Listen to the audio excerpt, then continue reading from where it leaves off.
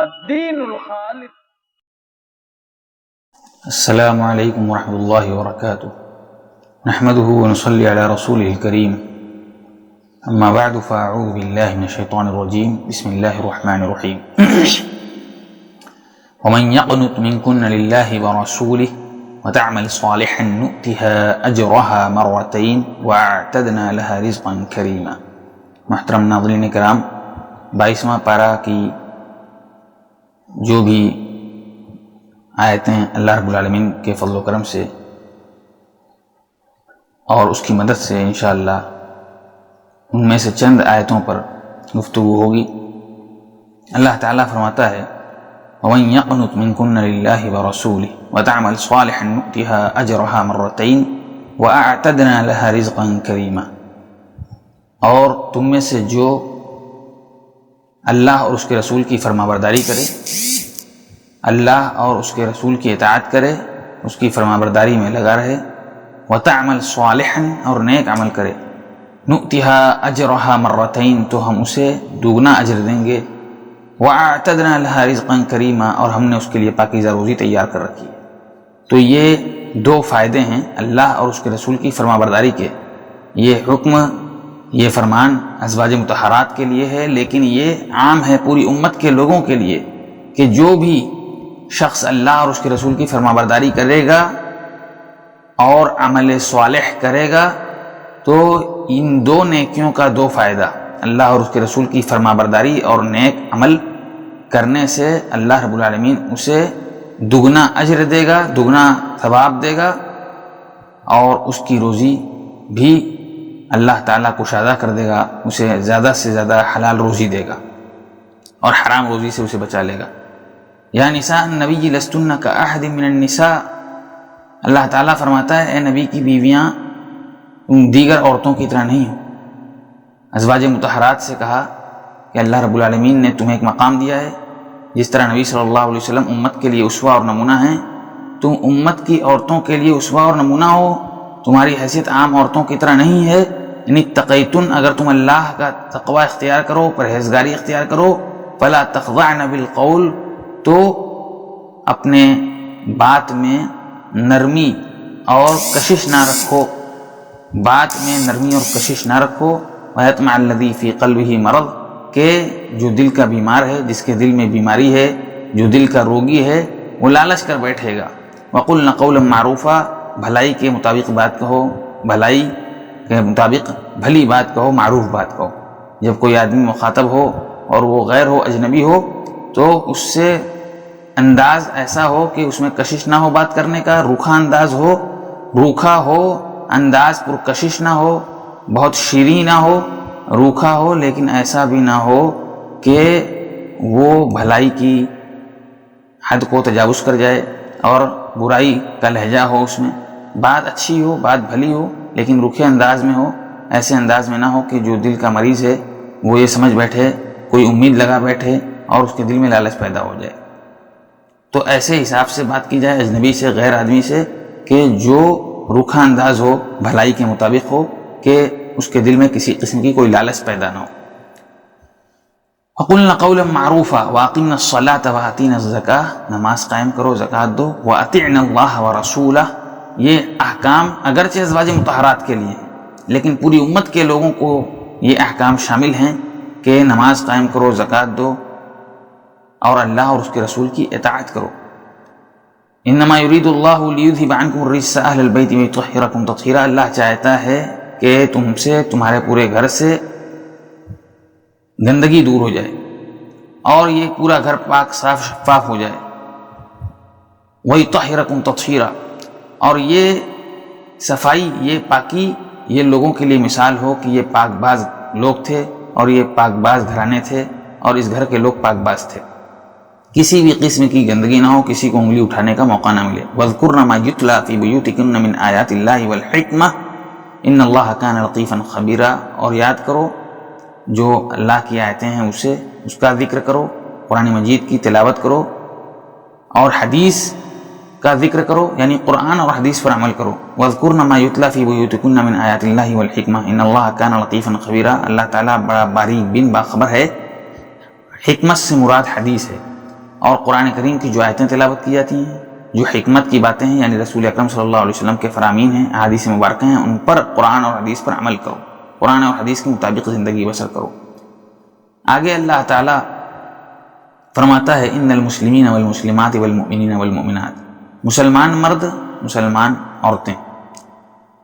تو یہ آیت، اس کا شان نزول بڑا دلچسپ ہے۔ ام سلمہ رضی اللہ عنہا اور دیگر صحابیات کا یہ خیال تھا کہ اللہ تعالیٰ صرف مردوں کو مخاطب کرتا ہے، عورتوں سے خطاب نہیں فرماتا، تو اللہ رب العزت نے یہ آیت نازل فرمائی، جبکہ اللہ رب العالمین یہ صرف ان کی دلبراری کے لیے یہ آیت نازل کر رہا ہے۔ اللہ کے ہاں جو بھی احکام ہیں، قرآن مجید میں جو بھی احکام نازل ہوئے، وہ مرد کے ساتھ ساتھ عورتوں کو شامل ہیں، اور وہ کسی کے ساتھ خاص نہیں ہے، مرد عورت سب کو شامل ہیں، اور جو بھی احکام صرف خواتین کے لیے ہیں ان کو اللہ رب العالمین نے مستثنیٰ کر دیا ہے۔ اس کے باوجود اللہ نے آیت نازل کی، ان کی بات رکھی، ان کے دل کی بات رکھ لیا اللہ نے، اور یہ آیت نازل فرما دی ان المسلمین والمسلمات والمؤمنین والمؤمنات، مسلمان مرد، مسلمان عورتیں، ایمان والے مرد، ایمان والی عورتیں، والقانتین والقانتات، اور جو پرہیزگار ہیں، فرمانبردار ہیں اللہ اور اس کے رسول کے، اور جو فرمانبردار عورتیں ہیں، فرمانبردار مرد، فرمانبردار عورتیں، والصادقین والصادقات والخاشعین والخاشعات والصادقین والصادقات، جو صدقہ سچ بولنے والے مرد ہیں، سچ بولنے والے مرد ہیں اور سچ بولنے والی عورتیں، والخاشعین والخاشعات، اور جو اللہ سے ڈرنے والے مرد اور اللہ کی خشیت اختیار کرنے والی عورتیں ہیں، والمتصدقین والمتصدقات، صدقہ کرنے والے مرد، صدقہ کرنے والی جو عورتیں ہیں، والصابرین والصابرات، صبر کرنے والے مرد، صبر کرنے والی عورتیں ہیں، والحافظین فروجہم والحافظات، جو حفاظت کرنے والے اپنے شرمگاہوں کی، اپنی عصمت و عزت کی حفاظت کرنے والے مرد اور حفاظت کرنے والی جو عورتیں ہیں، والحافظین فروجہم والحافظات والذاکرین اللہ کثیرا والذاکرات، اور اللہ کا بکثرت ذکر کرنے والے مرد اور اللہ کا بکثرت ذکر کرنے والی جو عورتیں۔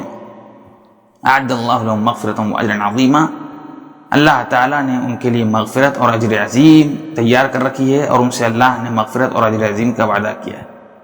تو یہ اللہ رب العالمین نے بالکل واضح کر دیا کہ نیکی اور اجر و ثواب کا میدان مرد و عورت سب کے لیے کھلا ہے، اور یہ یکساں ہیں، یہاں کسی جنس اور صنف کا امتیاز اور فرق نہیں ہے۔ نیکی کے اعتبار سے جس طرح مرد آگے بڑھ سکتے ہیں، عورتیں بھی آگے بڑھ سکتی ہیں۔ اجر و ثواب میں نہ تو مرد اور نہ ہی عورتوں میں کوئی فرق ہے کہ مرد کو اجر و ثواب زیادہ ملیں گے، عورتوں کو کم ملیں گے۔ اعد اللہ لهم مغفرۃ، سب کے لیے اللہ نے مغفرت اور اجر عظیم کا وعدہ کیا ہے۔ یہاں اللہ رب العالمین نے یہ واضح کر دیا کہ اجر و ثواب اور نیکی کے اعتبار سے، اور اجر و ثواب حاصل کرنے اور نیکی کمانے کے اعتبار سے، عبادت اور نیکی کرنے کے اعتبار سے مرد و عورت میں جنس اور صنف کے اعتبار سے کوئی فرق نہیں ہے۔ وقرن فی بیوتکن، ازواج مطہرات کو اللہ نے ایک حکم اور دیا، وقرن فی بیوتکن، اپنے گھروں میں ٹھہری رہو، اپنے گھروں میں قرار پکڑو، اپنے گھروں کو لازم پکڑو۔ وقرن فی بیوتکن ولا تبرجن تبرج الجاہلیۃ الاولی، اور جاہلی زیب و زینت اختیار مت کرو، جاہلی زیب و زینت اختیار مت کرو۔ جاہلی زیب و زینت، زیبائش اور آرائش، نمائش حسن کی، جمال کی، یہ اختیار مت کرو، اپنے گھروں میں لازم رہو۔ گھروں میں رہنا یہی عورتوں کے لیے سب سے محفوظ قلعہ ہے، ان کا گھر، اور یہ نہ صرف عورتوں کے لیے بلکہ رسول اکرم صلی اللہ علیہ وسلم نے مردوں سے بھی کہا کہ ان کی نجات اسی میں ہے، ان کی نجات اسی میں ہے۔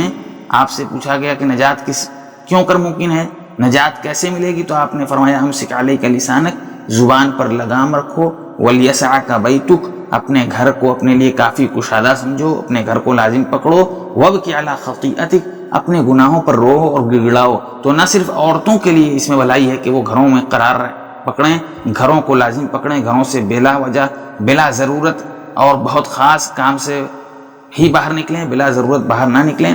اسی طرح مردوں کے لیے بھی اسی میں بھلائی ہے، اسی میں نجات ہے، اسی میں خیر و فلاح ہے کہ وہ گھروں کو لازم پکڑیں اور گھروں سے باہر نکل کر فتنے میں مبتلا نہ ہوں۔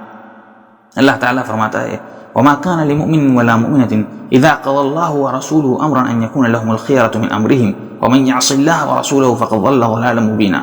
حضرت زید بن حارثہ رضی اللہ، حضرت زینب رضی اللہ عنہ،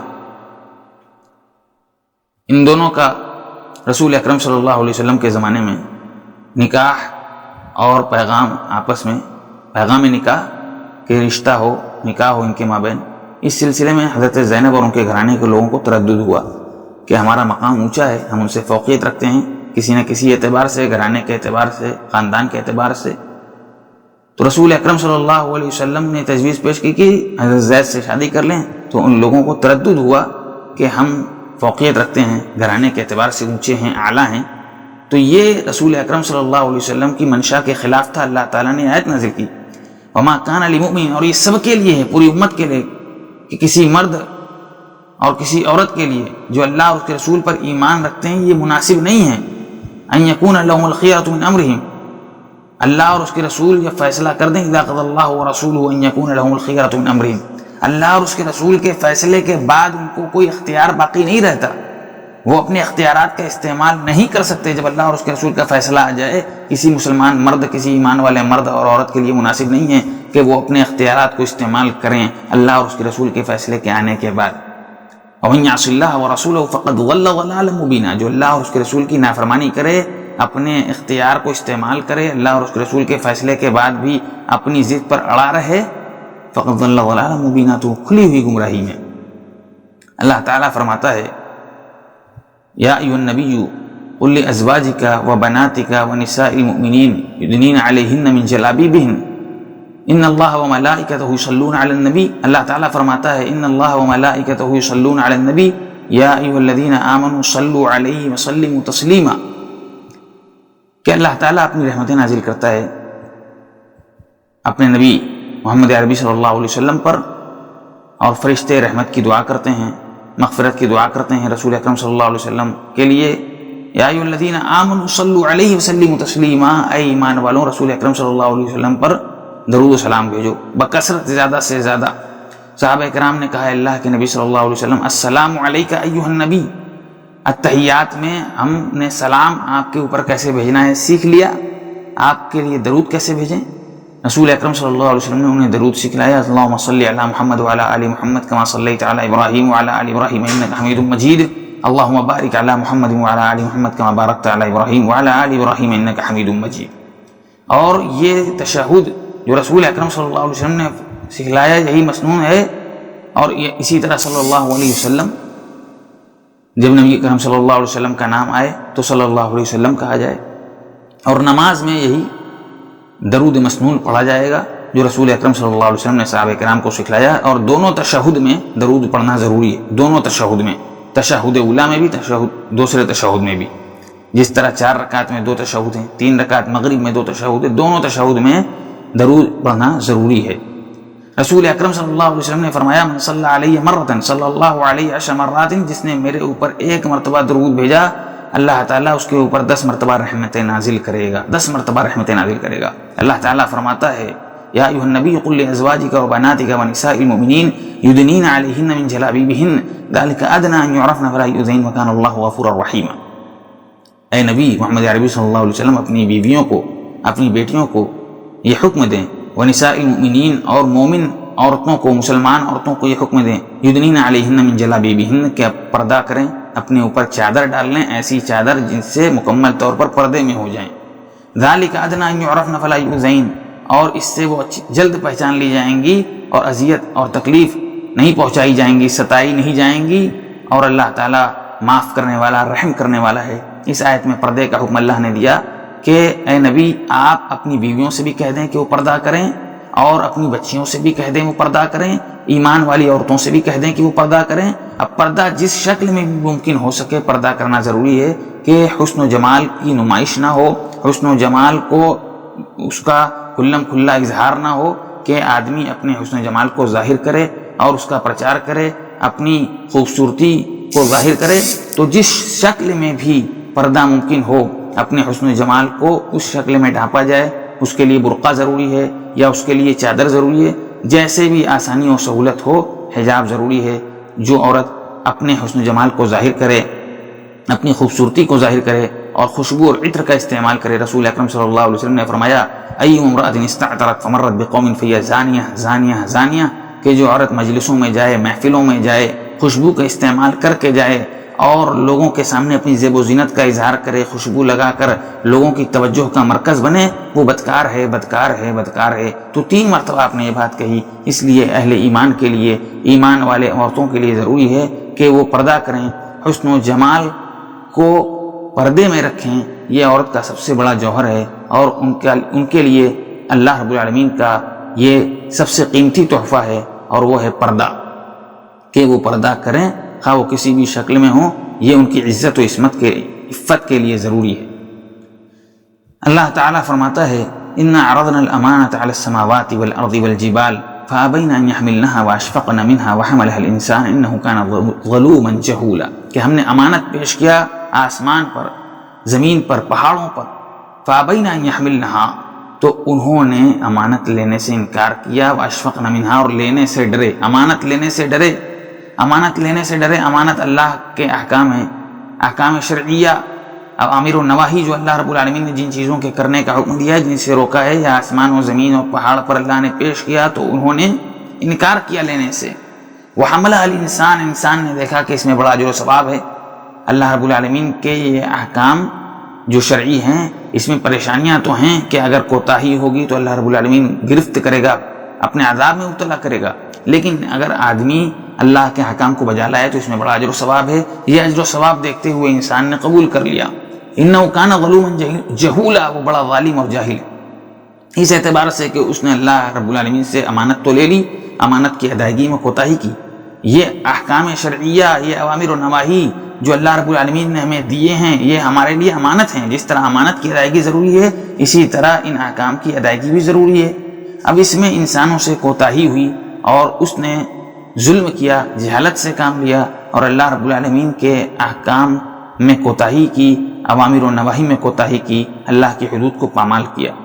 تو یہ اللہ رب العالمین کے جو امانت ہے، اس امانت کو ہم نے اٹھایا ہے، اور اس امانت میں خیانت اگر ہم سے ہوگی تو یہ اللہ رب العالمین کے جانب سے ہمارے لیے ایک وارننگ ہے کہ ہم اپنے آپ پر خیانت کر کے ظلم و زیادتی نہ کریں، جہالت میں مبتلا نہ ہوں، اور اللہ رب العالمین کے جو امانت ہے اس کو مکمل طور پر ادا کریں۔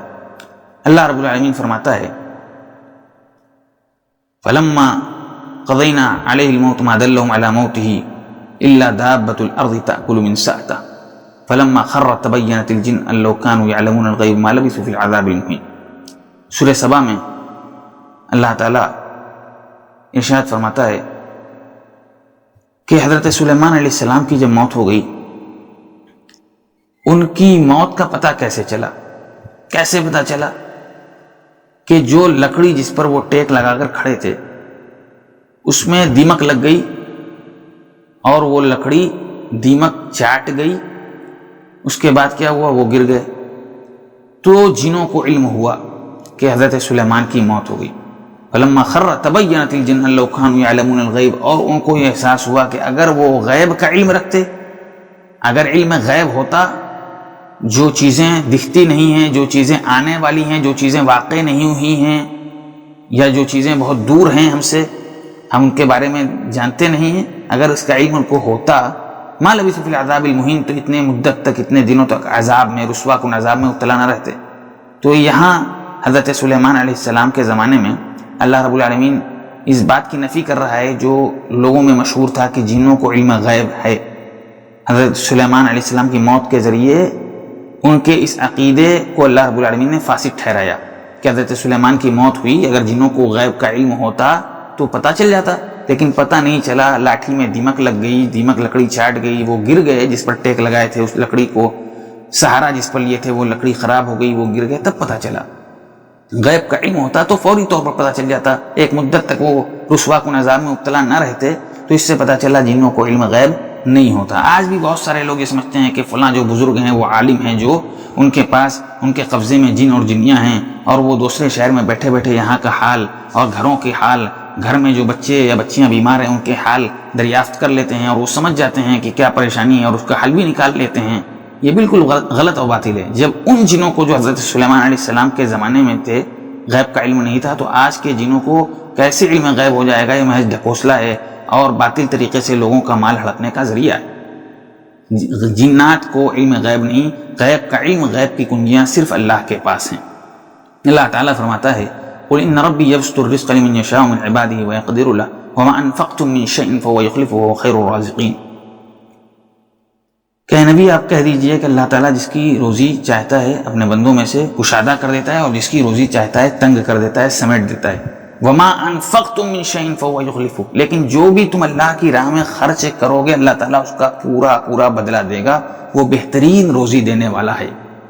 حدیث قدسی میں اللہ تعالیٰ فرماتا ہے انفق علیک، خرچ کرو اللہ کی راہ میں، دو میں تمہارے اوپر خرچ کروں گا، یعنی تمہیں اس کا بہتر بدلہ دوں گا۔ اب اللہ تعالیٰ بدلہ بہتر دے گا، دنیا میں پورا پورا بدلہ دے، یہ بھی ممکن ہے، اور آخرت میں تو یقینی ہے کہ اللہ تعالیٰ ہماری نیکیوں کا بدلہ، انفاق کا بدلہ دے گا۔ تو یہ جو بھی خرچ کریں گے اللہ کی راہ میں فهو یخلف، اللہ تعالیٰ اس کا پورا پورا اجر دے گا، پورا پورا بدلہ دے گا، دنیا میں دے یا آخرت میں دے، جو کہ یقینی ہے۔ رسول اکرم صلی اللہ علیہ وسلم نے فرمایا کہ فرشتے دعا کرتے ہیں، دو فرشتے ہیں، ایک فرشتہ کہتا ہے اللہم اعطی ممسکا تلفا، اے اللہ جو خرچ نہیں کرتا اس کا مال برباد کر دے، اس کا کاروبار برباد کر دے جو تیری راہ میں خرچ نہیں کرتا۔ اور دوسرا فرشتہ کہتا ہے اللہم اعطی منفقا خلفا، اے اللہ جو خرچ کرتا ہے تیری راہ میں اس کو بہتر بدلہ دے، دنیا میں بھی دے آخرت میں بھی دے، اس کے کاروبار میں برکت دے۔ تو دونوں فرشتے الگ الگ کام پر مقرر ہیں، ایک فرشتہ خرچ کرنے والے کے لیے دعا کرتا ہے اور ایک فرشتہ نہ خرچ کرنے والے کے لیے بربادی کی دعا کرتا ہے کہ وہ برباد ہو جائے، اس کا کاروبار، اس کا مال برباد ہو جائے۔ اللہ رب العالمین ارشاد فرماتا ہے کہ سورہ فاطر کی یہ آیت ہے وَمِنَ النَّاسِ وَالدَّوَابِّ وَالْأَنْعَامِ مُخْتَلِفٌ أَلْوَانُهُ كَذَلِكَ إِنَّمَا يَخْشَى اللَّهَ مِنْ عِبَادِهِ الْعُلَمَاءُ إِنَّ اللَّهَ عَزِيزٌ غَفُورٌ۔ جس طرح مومن، جس طرح کافر، اور جس طرح ایک گنہگار اور جس طرح ایک نیک آدمی الگ الگ ہیں، اللہ رب العالمین کے بندوں میں مومن بھی ہیں، منافق بھی ہیں، کافر بھی ہیں، گنہگار بھی ہیں، نیک بھی ہیں، صالح بھی ہیں، فاسق بھی ہیں۔ اسی طرح مختلف قسم کے پیڑ پودے ہیں، مختلف قسم کے پھل ہیں، مختلف قسم رنگت کے پہاڑ ہیں۔ وَمِنَ النَّاسِ وَالدَّوَابِّ وَالْأَنْعَامِ مُخْتَلِفٌ أَلْوَانُهُ كَذَلِكَ، اور اسی طرح انسانوں میں، جانوروں اور چوپایوں میں مختلف رنگت کے ہیں۔ اور انما یخشى اللہ من عبادہ العلماء، اس کا علم بھی علماء کو ہے، اور بے شک اللہ سے حقیقی معنوں میں علماء ہی ڈرتے ہیں۔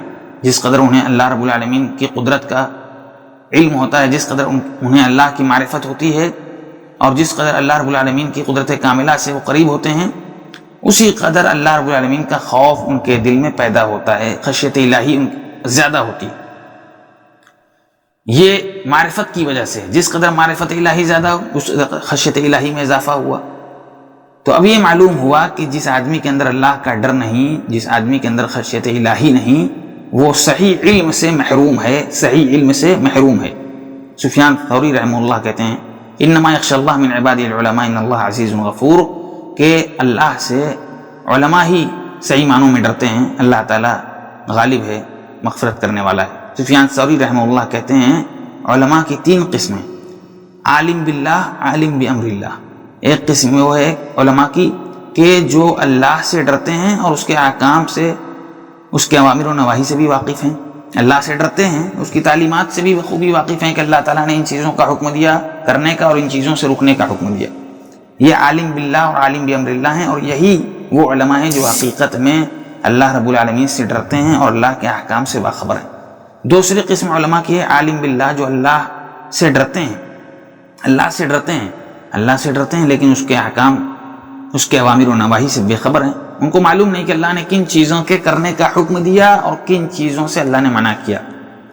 اور تیسری قسم علماء کی عالم بامر اللہ کے، جو اللہ کے حدود سے، فرائض سے، اوامر و نواہی سے واقف ہیں، جانتے ہیں کہ اللہ نے یہ بات کی ہی، یہ بات کہی، یہ کرنے کا حکم دیا، اس سے رکنے کا حکم دیا، لیکن خشیت الہی سے آ رہی ہیں، اللہ سے ڈرتے نہیں، اللہ کے ڈر سے آ رہی ہیں، ان کے دلوں میں اللہ کا ڈر نہیں ہے۔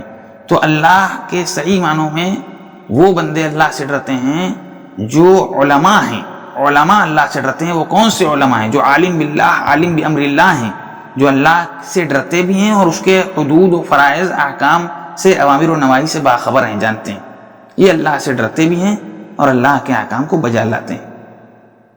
اللہ تعالیٰ فرماتا ہے ثم اورثنا الکتاب الذین اصطفینا من عبادنا، کہ پھر ہم نے اپنے بندوں میں سے کتاب کا وارث انہیں بنایا جنہیں ہم نے چن لیا، پسند کر لیا، منتخب کر لیا۔ کتاب کا وارث اللہ نے کنہیں بنایا؟ کتاب سے مراد قرآن مجید ہے۔ امت محمدیہ کو اللہ نے اس کے لیے چن لیا اور قرآن مجید کا وارث بنا دیا۔ رسول اکرم صلی اللہ علیہ وسلم پر قرآن نازل کیا ہے۔ بہت اونچا مقام ہے کہ اللہ نے بنی اسرائیل کے بعد اللہ رب العالمین نے امت محمدیہ کو چن لیا۔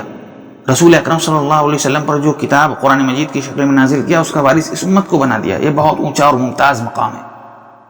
فَمِنْهُمْ ظَالِمٌ لِنَفْسِهِ، تو ان میں تین طرح کے لوگ ہیں۔ ایک تو وہ جو اپنے آپ پر ظلم کر رہے ہیں گناہ کر کے، وَمِنْهُمْ مُقْتَصِدٌ، اور ایک وہ ہیں جو متوسط درجہ کے ہیں، نیکی بھی کرتے ہیں، گناہ ان سے ہو جاتے ہیں۔ وَمِنْهُمْ سَابِقٌ بِالْخَيْرَاتِ بِإِذْنِ اللَّهِ، اور کچھ ایسے ہیں جو اللہ کے فضل سے نیکیوں میں سبقت لے جانے والے ہیں۔ ذَلِكَ هُوَ الْفَضْلُ الْكَبِيرُ، یہ اللہ کا بہت بڑا فضل ہے۔ تو یہ تین قسم کے لوگ ہیں کہ جن کے پاس اللہ کا پیغام آیا، جو اللہ کی کتاب کے وارث ہوئے۔ ان میں سے کچھ ہیں جو محرمات کا ارتکاب کر رہے ہیں، مناہی کا ارتکاب کر رہے ہیں، جن چیزوں سے روکا گیا ہے ان میں ملوث ہیں، وہ چھوٹے چھوٹے گناہ بھی کر رہے ہیں، وہ بھی نیکی کرتے ہیں لیکن محرمات کا ارتکاب کرتے ہیں۔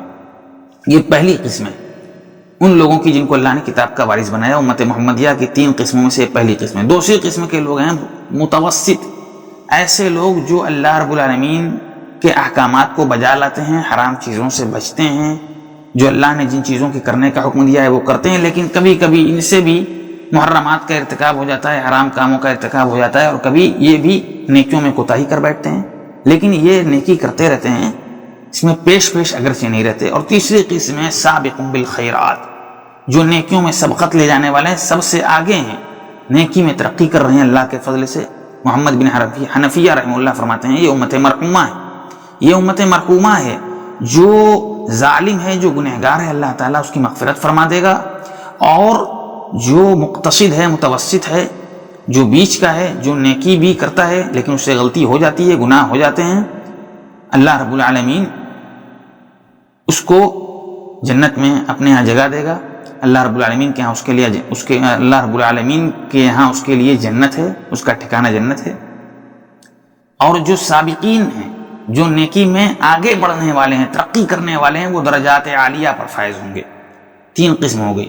تو اسی طرح آپ سمجھ لیں کہ جو ظالم ہیں، یہ تینوں قسم کے لوگ جنتی ہوں گے۔ جو سابقین ہیں وہ بغیر حساب و کتاب کی جنت میں جائیں گے، بغیر حساب و کتاب کی جنت میں جائیں گے۔ جو مقتصد ہیں، متوسط ہیں، جو نیکی بھی کرتے ہیں، ان سے گناہ ہو جاتے ہیں، ان کا حساب تو ہوگا لیکن آسان ہوگا، کیونکہ وہ متوسط ہیں، بیچ کے ہیں، نیکیاں بھی کرتے ہیں، گناہ بھی ان سے ہو جاتے ہیں۔ لیکن جو گنہگار ہیں اور گناہوں میں بہت آگے بڑھے ہوئے ہیں، نیکیاں ان سے بھی ہوئی ہیں، برائیاں بھی ان سے ہوئی ہیں، ان کی مغفرت ہو جائے گی اللہ تعالیٰ کے ہاں، شفاعت کے بعد ان کی مغفرت ہو جائے گی، یا وہ سزا بھگتنے کے بعد جنت میں جائیں گے۔ تو یہ تین قسمیں ہیں۔ اللہ رب العالمین ہمیں سابقین میں سے کر دے کہ ہم زیادہ سے زیادہ نیکیوں میں ترقی کریں، نیکیوں میں آگے بڑھیں، اور نیکی کر کے درجات عالیہ کے مستحق ہوں، اللہ کی جنت میں سب سے اونچے مقام جنت الفردوس کے مستحق ہوں۔ اللہ رب العالمین ہمیں قرآن مجید پڑھنے، سمجھنے اور اس پر عمل کرنے کی توفیق عطا فرمائے، آمین۔ السلام علیکم ورحمۃ اللہ وبرکاتہ۔